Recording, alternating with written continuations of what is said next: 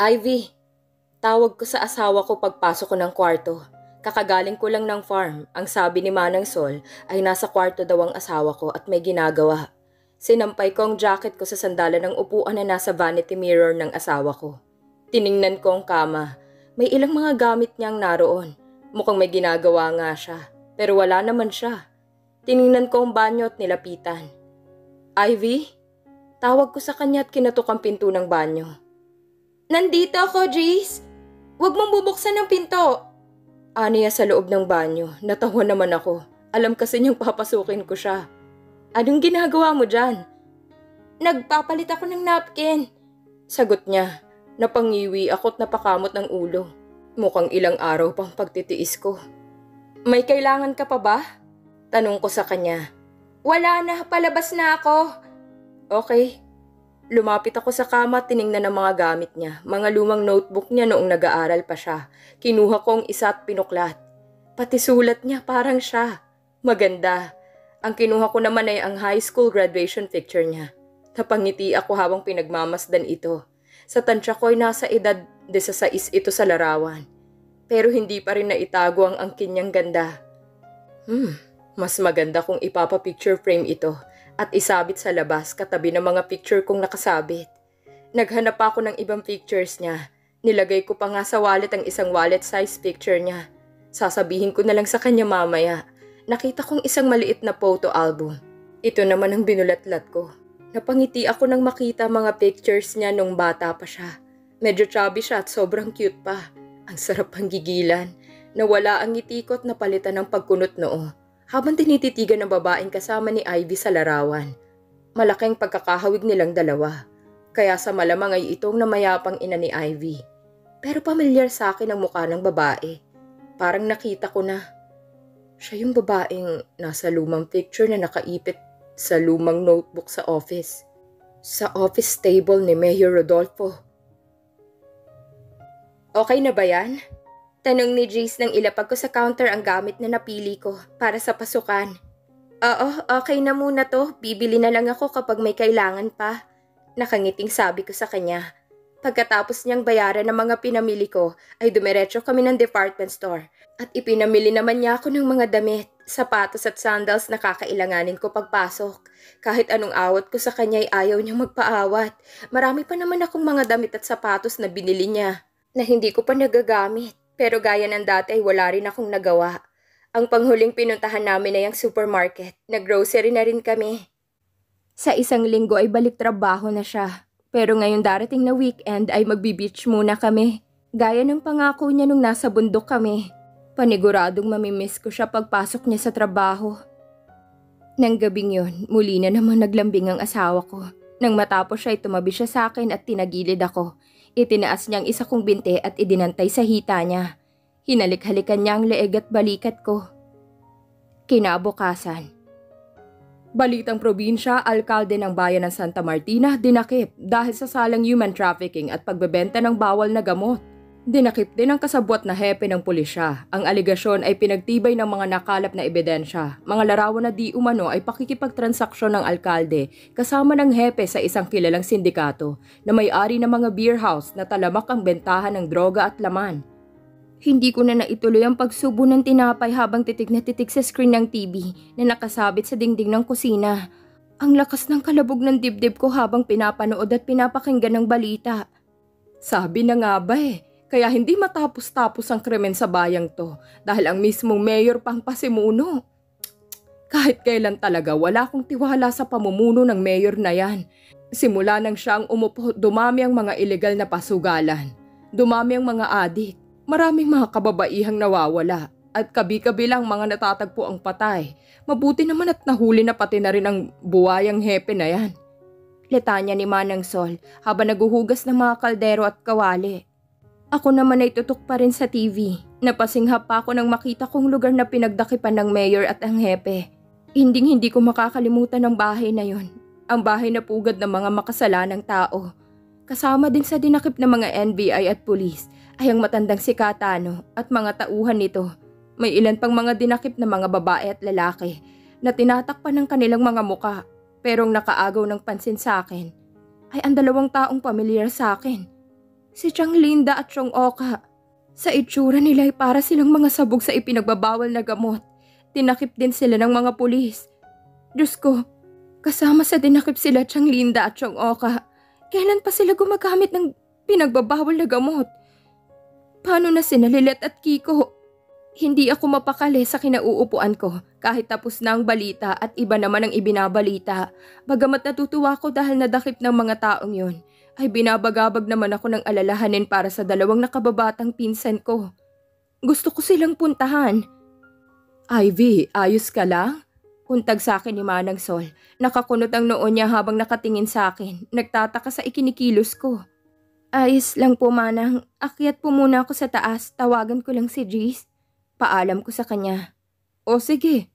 Agad na akong lumabas ng kusina at dali-daling umakyat ng hagdan. Naiwan ko kasi ang cellphone ko sa kwarto namin. Umalis kasi si Jace at pumunta ng farm. Tatawagan ko siya para magpaalam na pupuntahan ko ang dalawang pinsan ko.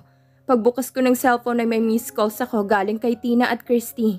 Sigurado'y nabalitaan na nila ang nangyari sa tiyahin at tiyuhin ko at gusto nila akong balitaan.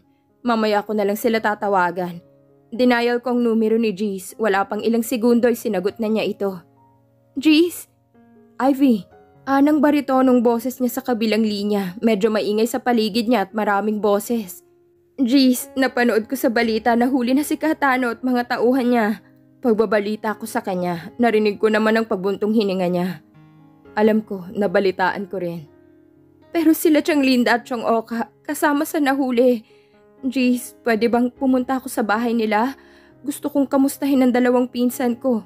Paalam ko. Narinig kong muli siyang bumuntong hininga. Hintayin mo ako, sasamahan kita. Napangiti naman ako sa sinabi niya. Sige, hihintayin kita. Pagkababa ng tawag ay video call ko si Tina. Ilang sandali pa ay lumitaw na ang mukha niya sa screen. Nasa likod niya si Christy. Kwento na nila sa akin ang nasagap nilang balita tungkol sa tiyahin at tiyuhin ko.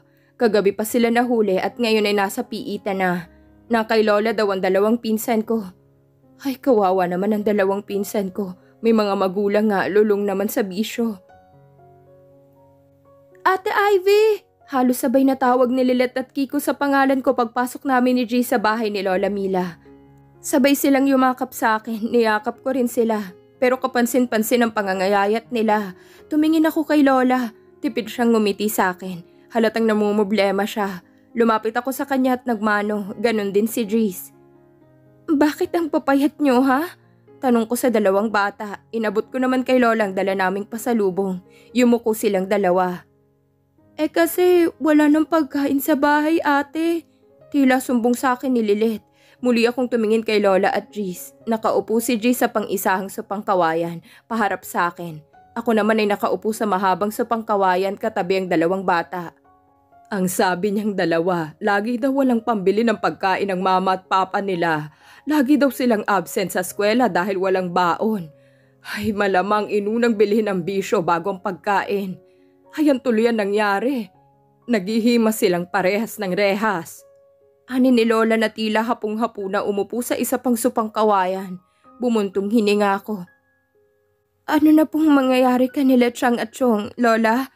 Ikinumpas niya ang kamay na tila sumusuko na. Hamo silang makulong nang magtanda sila. Pero kawawa naman po sila mama at papa, singit ni Kiko. Mas kawawa kayo, apo, hanggat hindi nagbabago ang mama at papa nyo. Pero huwag kayong mag-alala, hindi naman kayo pababayaan ni Lola. Hindi naman kayo magugutom dito sa akin dahil marami akong mga tanim. Naaawa ako sa dalawang bata. Mahirap ang walang magulang na walang gagabay, lalo na't ang babata pa nila. Gusto ko sanang tumulong, kaya lang ano naman ang maitutulong ko. Wala akong trabaho at mag-aaral pa lang. Tumikhim si Jace. Handa po akong tumulong, Lola. Napalingon kami ni Lola sa kanya. Nakatingin at nakangiti siya sa akin at sa mga bata. Nako, nakakahiya naman, iho. Problema naming pamilya to. Ani ni Lola. Pamilya ko na rin po kayo, Lola, kaya handa po akong tumulong. Napakagatlabi ako sa sinabi ni Jace. Nakakahiya naman sa kanya. Pero kung tutuusin, walang-wala naman talaga kami. Si Lola kung may kaunting ipon man, ay hanggang saan lang ba ang aabutin? Ate, sobrang namiss ka namin. Ang tagal ka naming hindi nakita. Ang sabi ni Mama, hindi ka na daw uuwi kasi nag-asawa ka na daw. Ani ni Kiko na nakakapit sa braso ko. Halatang miss na miss niya ako. Nginitian ko siya at kinulong buhok niya. Ate, siya bang asawa mo? Tanong naman ni Lilet na nasa kanang bahagi ko. Nakatingin siya kay Jace. Tumingin naman ako kay Jace. Bahagya siyang nakangisi sa akin. Nag-init naman ang pisngi ko. Oo, siyang asawa ko. Ang pangalan niya ay Jace. Tawagin niyo siyang Kuya Jace. Sabi ko sa dalawang bata. Pinakilala ko naman kay Jace ang dalawa. Ate, mabait pa siya? Halos pabulong na tanong ni Kiko. Natawa naman ako. Oo, mabait siya. Ang gwapo niya, ate. Komento naman ni Lilet. Napataas naman ang kilay ko sa sinabi niya. Ang bata-bata pa niya alam na niyang salitang gwapo. Tiningnan ko naman si Jace. Malawak na ang ngisi niya, lumaki na naman ang ulo. Tinulungan ko si Lola na maghanda ng pananghalian namin. Dito na rin kami kakain ni Jace. Tinolang manok ang iluluto namin. Nagkatay si Lola ng isang manok na alaga niya. Namitas naman ako ng papaya sa likod bahay. Pati na rin ang talbos ng sili. Sinamahan ko na rin ng siling haba. Habang naghihiwa ay patingin-tingin naman ako sa munting sala na tanaw sa kusina. Nakikipagkulitan na kasi ang dalawa kong pinsan kay Jace, lalo na si Kiko.